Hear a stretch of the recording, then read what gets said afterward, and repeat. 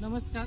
शारदाश्रमातील जैवविविधता या व्हिडिओ मालिकेत दर आठवड्याला आपण एक व्हिडिओ तयार करतो आणि या व्हिडिओच्या माध्यमातून विद्यार्थ्यांमध्ये पर्यावरणाविषयी वनस्पतींविषयी प्रेम निर्माण व्हावं हा एकमेव उद्देश या व्हिडिओचा आहे. तर आज आपण शारदाश्रमाच्या प्राथमिक शाळेजवळ एक चिक्कूची बाग आहे. या बागेच्या जवळ आम्हाला एक वनस्पती आढळलेली आहे आणि या वनस्पतीची माहिती या छोट्याशा व्हिडिओमधून आज आपण घेणार आहोत. तर आता ही वनस्पती ज्या वेळेला आढळलेली आहे तर या वनस्पतीचं नाव कुणाला सांगता येईल का रे? सर, या वनस्पतीचं नाव आहे प्रेमा ओरिएंटल.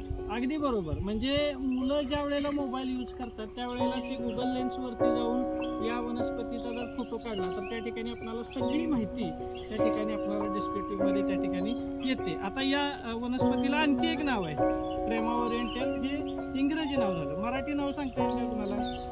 तर या वनस्पतीचं मराठी नाव चारकोल ट्री असं आहे.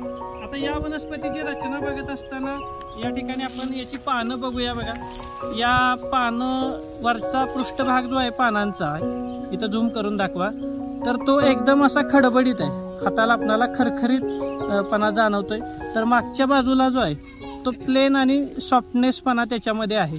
त्याचबरोबर याच्या ज्या पर्णधारा आहेत हे बाजूला जे दिसते ते आपलं ज्याप्रमाणे विळा असतो, विळ्याला दात्रे असतात, या दात्र्यांसारखा याच्या पर्णधारा त्या ठिकाणी आपल्याला दिसून येत आहे. त्याचबरोबर याच्या फांद्या, या सगळ्या गोष्टी त्या ठिकाणी आपल्याला बघता येतील.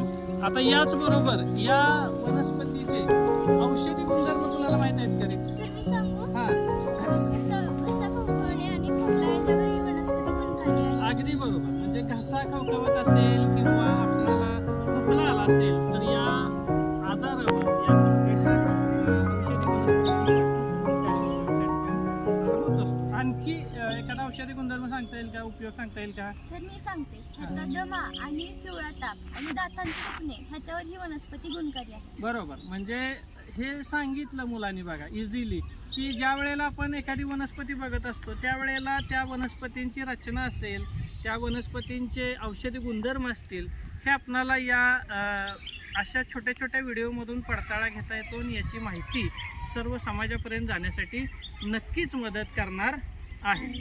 धन्यवाद.